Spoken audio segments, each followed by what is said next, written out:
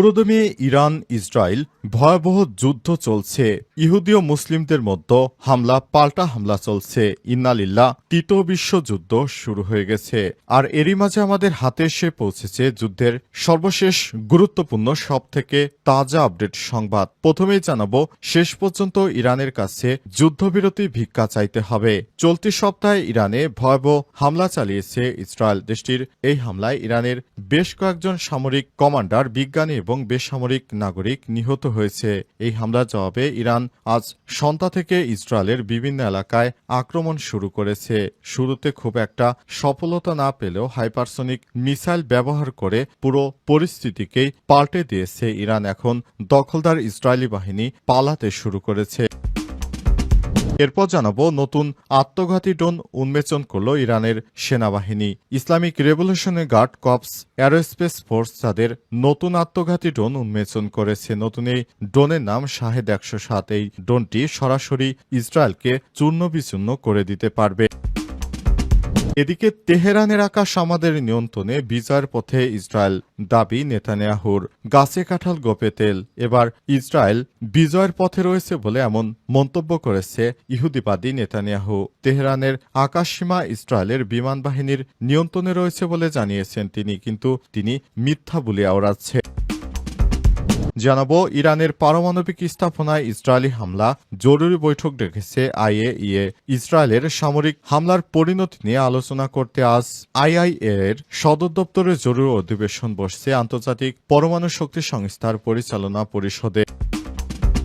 এবং সর্বশেষ জানাবো, জন আকাঙ্ক্ষা বুঝে নির্বাচন দিতে হবে বললেন জামাত নেতা মাসুদ। বাংলাদেশ জামাত ইসলামের কেন্দ্রীয় কর্মপরিষদ সদস্য, ঢাকা মহানগর দক্ষিণের সেক্রেটারি ড শফিকুল ইসলাম মাসুদ বলেছেন, একক কোনো দলের প্রতি অনুগত না হয়ে জনগণের আকাঙ্ক্ষা বুঝতে হবে। রাষ্ট্রের মৌলিক সংস্কার ও গণহত্যার বিচার নিশ্চিত করতে একটি অবাধ, সুষ্ঠু ও নিরপেক্ষ, বিশ্বাসযোগ্য ও অংশগ্রহণ নির্বাচন দিতে হবে। প্রিয় দর্শক, এতক্ষণ শুনছিলেন সংবাদ শিরোনাম, এবারে বিস্তারিত।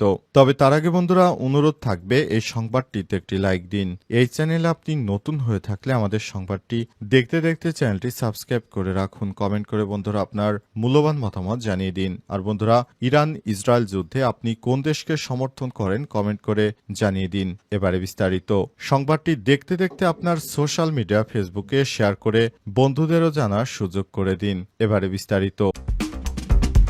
নতুন আত্মঘাতী ড্রোন উন্মোচন করল ইরানের সামরিক বাহিনী। Islamic Revolutionary Guard Corps Aerospace Force তাদের নতুন আত্মঘাতী ড্রোন উন্মোচন করেছে। নতুন এই ড্রোনের নাম শাহেদ ১০৭। দেশটির রাষ্ট্রীয় বার্তা সংস্থা তাসনিম নিউজ এই খবর জানিয়েছে। প্রতিবেদনে বলা হয়েছে, আজ শত্রুদের লক্ষ্যবস্তুতে নিখুঁতভাবে আঘাত হানতে সক্ষম অস্ত্রঘাতী মানুষ্যবিহীন বিমানবাহী ড্রোনটি উন্মোচন করা হয়েছে। সংবাদ মাধ্যমটি বলছে, শাহেদ ১০৭ এর ছবি থেকে বোঝা যায় একটি পিস্টন ইঞ্জিন দিয়ে সজ্জিত, যা বিমানটিকে ১৫০০ কিলোমিটারের বেশি উপর দিয়ে উঠতে সক্ষমতা প্রদান করে। খবরে বলা হয়েছে, সাম্প্রতিক প্রকাশিত ফুটেজে শাহেদ ১০৭ এর মতো একটি ইরানি ড্রোনকে ইসরায়েলি অ্যারো-3 বিমান প্রতিরক্ষা ক্ষেপণাস্ত্র ব্যবস্থার দিকে এগিয়ে যেতে দেখা গেছে।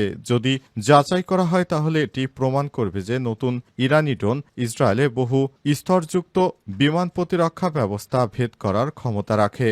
দখলদার ইসরায়েলি বাহিনী যেন নিরীহ ফিলিস্তিনিদেরকে যেভাবে হত্যা করেছে, তাদেরকেও সেভাবে হত্যা করে ইরানের যোদ্ধারা এখন প্রতিশোধ নেবে। সময় এসেছে দখলদার ইসরায়েলি বাহিনীকে শিক্ষা দেওয়ার। দখলদার ইসরায়েলি বাহিনী দীর্ঘদিন ধরে মুসলিমদের বিভিন্ন রাষ্ট্রে, তারা যুক্তরাষ্ট্রের সমরাস্ত্র ব্যবহার করে হামলা চালিয়ে নানাভাবে ক্ষতিগ্রস্ত করছে। আর এর থেকে বাঁচতেই এই ধরনের পদক্ষেপ নিচ্ছে ইরানের যোদ্ধারা।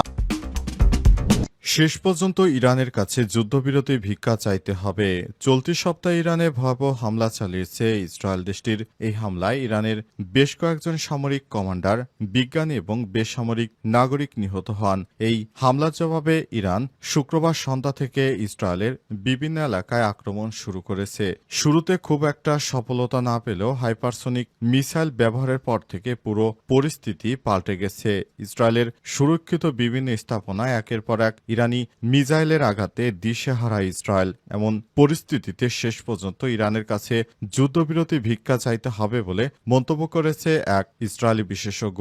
মেহের নিউজ এজেন্সির বরাদ্দে পাসটুডে জানিয়েছে ইসরায়েলি নিরাপত্তা ও সামরিক বিশেষজ্ঞ ইওসি মেলম্যান ইসরায়েলি নেতাদের পরামর্শ দিয়েছেন যে তারা যেন তেহরানের কাছে যুদ্ধবিরতি ভিক্ষা চাওয়ার আগেই উন্মাদনা বন্ধ করে। মেলম্যান বলেছেন, যদি পরিস্থিতি এভাবে চলতে থাকে অবশ্যই ইসরায়েল ইরানের কাছে যুদ্ধবিরতি ভিক্ষা চাইতে বাধ্য হবে। তিনি আর লিখেছেন, এই আনন্দ উচ্ছ্বাস ক্ষণস্থায়ী ছিল।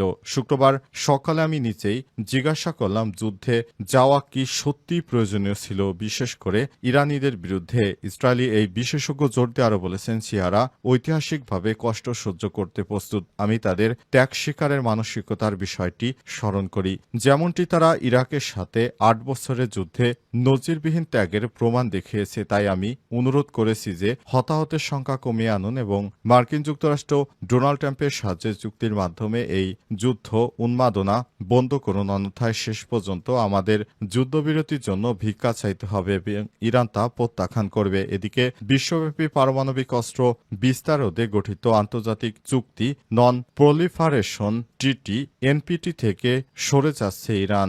দেশটির পররাষ্ট্র মন্ত্রণালয় জানিয়েছে, এনপিটি চুক্তি থেকে বের হয়ে যাওয়ার চিন্তাভাবনা করছে তারা। এক প্রেস ব্রিফিংয়ে তেহরান পররাষ্ট্র মন্ত্রণালয়ের মুখপাত্র ইসমাইল বাঘাই হামানে বলেছেন, সাম্প্রতিক ঘটনাবলীর পরিপ্রেক্ষিতে একটি উপযুক্ত সিদ্ধান্ত নেওয়া হবে। পার্লামেন্টে একটি প্রস্তাব প্রণয়নের প্রক্রিয়া চলছে এবং পরবর্তী ধাপে সরকার ও পার্লামেন্ট একযোগে কাজ করবে। ১৯৭০ সালে ইরান এনপিটি স্বাক্ষর করেছিল, যার একটি কাজ হচ্ছে এনপিটির মাধ্যমে যে ইরান পারমাণবিক কর্মসূচি চালাবে না, অর্থাৎ ইরান কোনো পারমাণবিক বোমা তৈরি করবে না। কিন্তু শেষ পর্যন্ত ইরান সেই কর্মসূচি থেকে অর্থাৎ সেই চুক্তি থেকে সরে এসে নতুন করে ইরান হামলা চালাতে শুরু। ইরান এখন অনেক বেশি অ্যাক্টিভ হয়েছে এবং আগের থেকে তারা পারমাণবিক কর্মসূচি বাড়িয়ে চলেছে। আর এই ভয়ে ইরানে হামলা করে বসে দখলদার ইসরায়েল। আর এই হামলার পর একে একে ইসরায়েলের সমস্ত কিছু ধ্বংস হয়ে যাচ্ছে ইরানের মিসাইলের আঘাতে।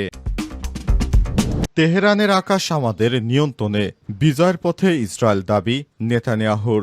ইসরায়েল বিজয়ের পথে রয়েছে বলে মন্তব্য করেছে দখলদার ইসরায়েলের প্রধানমন্ত্রী বেঞ্জামিন নেতানিয়াহু। তেহরানের আকাশসীমা ইসরায়েলের বিমান বাহিনীর নিয়ন্ত্রণে রয়েছে বলে জানিয়েছেন তিনি। প্রতিরক্ষামন্ত্রী ইসরায়েল কার্টস এবং chief of staff lieutenant general Eyal জামিরের সঙ্গে ইসরায়েলের তেল নব বিমান ঘাঁটি পরিদর্শন করার সময় নেতানিয়াহু মন্তব্য করেছেন। আজ ইসরায়েলি গণমাধ্যমের বরাতে কাতার ভিত্তিক সংবাদ মাধ্যম আল জাজিরার খবরে জানানো হয়েছে, ইসরায়েলের প্রধানমন্ত্রী বলেছেন, আমরা আমাদের দুটি লক্ষ্য অর্জনের পথে এগিয়ে যাচ্ছি, পারমাণবিক হুমকি নির্মূল এবং ক্ষেপণাস্ত্র হুমকি নির্মূল করা। তেহরানের নাগরিকদেরও হুমকি দিয়েছে নেতানিয়াহু। তিনি জানান, ইরানের রাজধানী ছেড়ে চলে যেতে বলেছেন সে দেশের নাগরিকদের। নেতানিয়াহু বলেছেন, আমরা শীঘ্রই পদক্ষেপ নিচ্ছি।